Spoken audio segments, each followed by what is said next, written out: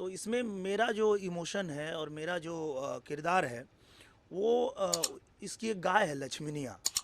गाय के साथ में ये बात करता है, बूढ़ हो गई लेकिन तो के सहूर ना भय। इसके ज़्यादातर जो सीक्वेंस है ना वो मेरे जीवन से बहुत मैच खाते हुए है। कोई ऐसा व्यक्ति नहीं होना चाहिए इंडस्ट्री का जिसे ऐसा हो कि वो राशन की वजह से परेशान है। तो हम लोग लॉकडाउन में करते करते ये हाल हो गया कि हमारा ही अकाउंट माइनस में चला गया।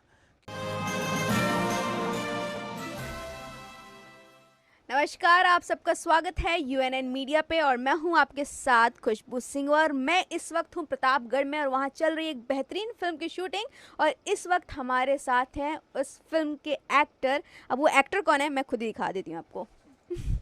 सर, ये फिल्म ही ऐसा कॉन्सेप्ट है और मैं बता दूं कि जब हमारी टीम पहुंची हम आपको पहचान नहीं पाए। अब आप लोग सोच रहे होंगे ऐसा कौन सा लुक है कि हम लोग नहीं पहचान पाए। बहुत ही डिफरेंट लुक है, वो तो जब फर्स्ट लुक आएगा तभी रिलीज़ होगा। एक्टर को तो पहचान गए ना, लेकिन जो उसमें सर उसमें नाम क्या है आपका? गोवर्धन। अच्छा, नाम ही गोवर्धन है।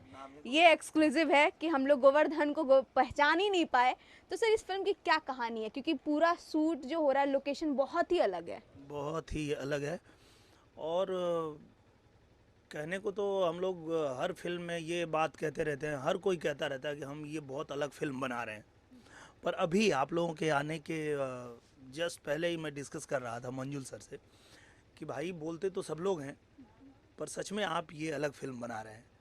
इतना अच्छा लोकेशन और इतनी अच्छी कहानी, मतलब उनको भी नहीं पता था और मुझे भी नहीं पता था कि ये जो कहानी हम लेके जा रहे हैं, जो लिखा है वो शूट हो पाएगा। क्योंकि जानवर के साथ में काम करना और आप जो सोच रहे हैं वो जानवर भी आपके साथ वैसा करके दे, ये तो मतलब उसके मूड पे है ना, वो करेगा नहीं करेगा। पर जब अभी हम लोग 2-3 दिन शूट कर लिए हैं तो इसमें मेरा जो इमोशन है और मेरा जो किरदार है वो इसकी एक गाय है लक्ष्मीनिया। गाय के साथ में ये बात करता है, उससे राय विचार करता है, उससे कुछ भी होता है तो बोलता है कि मतलब बूढ़ हो गई लेकिन तो के सहूर ना भयल। ऐसे मतलब उसके साथ इसका है। और वो भी ऐसे सुनती रहती है और रिएक्ट करती है। और जब शादी होके आती है तो शादी होके आने के बाद जो हीरोइन है, जो दुल्हन है, वो उसको थोड़ी थोड़ी जलन होने लगती है कि मेरे से ज़्यादा तो ये गाय पे ध्यान देता है, मतलब क्या है। तो धीरे धीरे कुछ सीक्वेंसेस ऐसे होते हैं जहाँ पे उसको ऐसा लगता है कि नहीं, अब इस घर में या तो मैं रहूँगी या तो गाय रहेगी।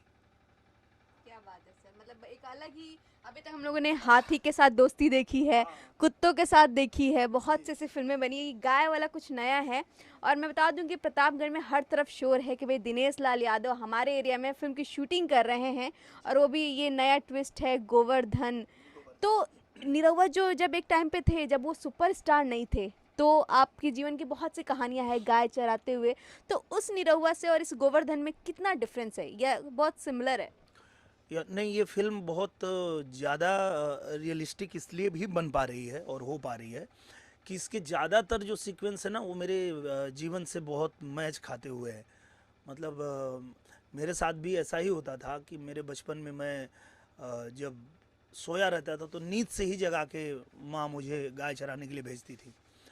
और माता जी मेरे से भी वही सवाल करती थी जो इस फिल्म में मेरी माँ मुझसे सवाल करती हैं कि भैया गाय चरावे जीबा आकि स्कूले जीबा। तो स्कूल में तो मास्टर मारते हैं, तो उससे बढ़िया गाय चराने ही जाएंगे। तो इस चक्कर में वो पढ़ भी नहीं पाया है। तो ये तो मेरे साथ ऐसा हुआ था। पर मेरे साथ अच्छा ये हुआ कि मेरे एक रिश्तेदार थे और एक बार वो कलकत्ता जा रहे थे। तो मैं बोला कि मैं घूमने जाऊंगा, ऐसा करके मैं कलकत्ता गया और फिर वहीं रह गया, वहीं फिर मेरी पढ़ाई हो गई। नहीं तो मैं गाय चराते ही रह जाता है। हाँ, फिर यही गोवर्धन वाला ही हाल मेरा भी होता। तो इसमें जैसे रियल लाइफ में जो निरहुआ थे वो जेंटलमैन बन गए, इसमें गोवर्धन जेंटलमैन बनते ही कि नहीं? गोवर्धन तो मतलब कहते हैं ना कि ठीक है, ज़्यादा पढ़े लिखे लोग होते हैं उनको बहुत दाव पेच आता है और एक दूसरे से आगे निकलने की होड़ में रहते हैं। पर जो कम पढ़े लिखे लोग भी होते हैं वो इतने प्योर होते हैं, छल कपट नहीं होता है।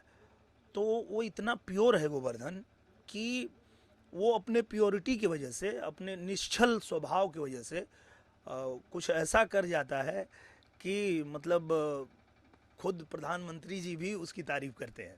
क्या बात है सर, खुद के प्रोडक्शन की फिल्में क्यों नहीं कर पाएंगे? नहीं बिल्कुल, मैं तो हमेशा चाहता हूँ कि ज़्यादा फिल्में मैं खुद ही बनाऊँ। उसके पीछे कारण ये भी है कि हम जब फिल्म बनाते हैं, चाहे मंजुल भाई के साथ में, चाहे किसी भी डायरेक्टर के साथ में, तो हम उनको इतना छूट देते हैं कि आपकी कहानी में क्या चाहिए और आप कितना दिन शूट करना चाहते हैं आप कीजिए, बस फिल्म वो बनाइए जो आपने लिखा है। तो और बाकी जगह थोड़ा सा प्रेशर रहता है कि अरे जल्दी कर दो, ख़त्म कर दो, 2 दिन का काम 1 दिन में कर दो, थोड़ा वो तो मैं भी उससे ऊब ही जाता हूँ। मुझे भी ज़्यादातर यही लगता है कि मैं ज़्यादातर फिल्में अपने होम प्रोडक्शन की ही करूँ, क्योंकि प्रवेश बाबू इसमें कॉम्प्रोमाइज़ नहीं करते हैं। और वो जो चाहिए, अगर प्रोड्यूसर ने कह दिया, जैसे हम लोगों ने निरहुआ हिंदुस्तानी भी जब बनाई थी, या निरहुआ रिक्शावाला 2 बनाई थी, या राम लखन बना, जो भी फिल्में बनाते हैं हम, तो हम अगर छत्तीसगढ़ में या कहीं बहुत ऐसे गांव में रहते हैं और वहाँ पे लगता है कि जो इसमें एक पार्ट ऐसा होना चाहिए जो शहर वाला है, जो यहाँ नहीं हो सकता, तो फिर हम उसके लिए जाके अलग से उसकी शूटिंग करते हैं और जितना खर्च में हमारी पूरी फिल्म बन जाती है उसका खर्च उतना और हम 2-3 दिन की शूटिंग में लगा देते हैं। तो वो प्रवेश बाबू करते हैं। तो मेरा भी तो मन रहता ही है कि मैं होम प्रोडक्शन में ही करूं, लेकिन हुआ ये कि जब लॉकडाउन लगा तो उस समय हम लोग हमारे उदय भैया और हम लोग सब लोग लग गए थे कि भाई देखो, अगर काम बंद हुआ है तो हम लोगों को तो ज़्यादा पैसे मिलते थे, तो हमारा तो ठीक ठाक चल रहा है, लेकिन ये जो रोज़ कमाने खाने वाले हमारे इंडस्ट्री के लोग थे, उनका क्या होगा, उनके लिए तो करना पड़ेगा।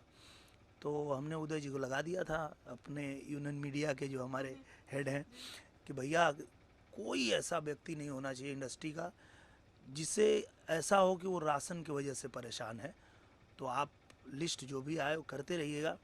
तो हम लोग लॉकडाउन में करते करते ये हाल हो गया कि हमारा ही अकाउंट माइनस में चला गया, क्योंकि हमने सोचा था कि 1 महीना, पहले तो यही लगा था कि 1 महीना, पर वो रुकने का नाम ही नहीं ले रहा है, लॉकडाउन चले जा रहा है और लिस्ट ख़त्म नहीं हो रही है। तो भैया ने कहा कि लिस्ट तो ख़त्म नहीं हो रही है और पैसे ख़त्म, अब क्या करें।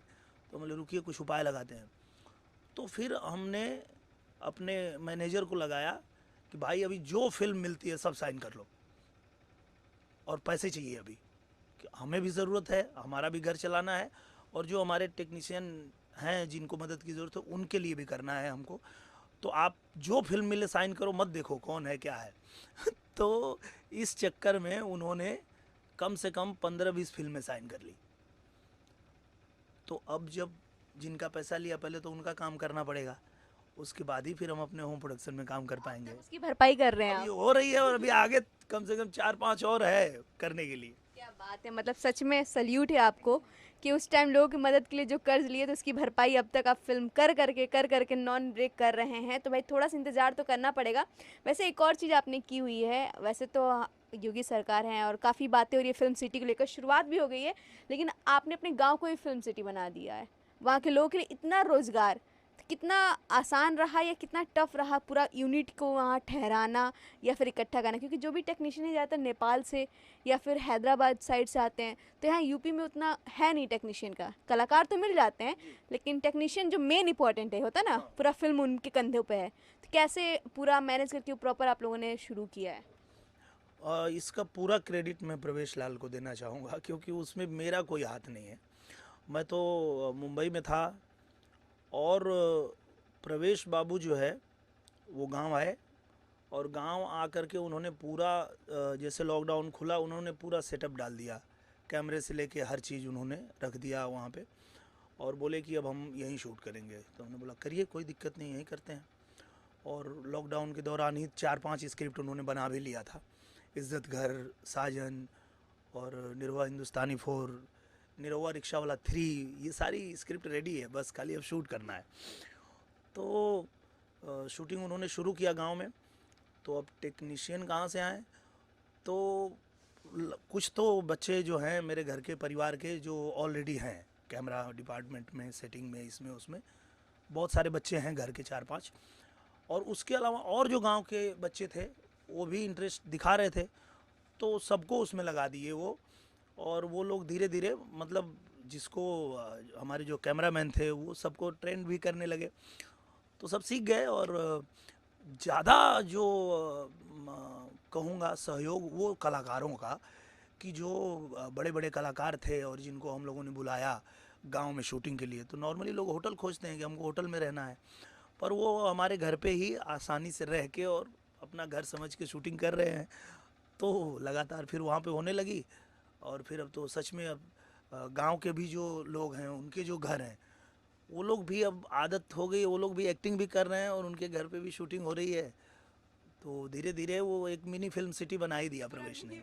पूरा गांव एक ऐसा गांव है, मैं जरूर जाऊंगी वहां पे जहाँ पे हर घर में एक कलाकार है, कह सकते हैं एक ऐसा गांव जहाँ हर घर में कलाकार है। सो बहुत अच्छा लगा फिल्म के सेट पे, और मैं सच में बेसब्री से इंतजार कर रही हूँ कि कब गोवर्धन हमारे बीच आएगा और कब नीरवा हिंदुस्तानी 4 की शूटिंग शुरू होगी, क्योंकि मुझे वो मेरी फेवरेट फिल्म है और मैं इसकी वेट कर रही हूँ। सो ऐसे ही मज़ेदार अपडेट्स के लिए बने रहिए हमारे साथ और देखते रहिए यूएनएन मीडिया।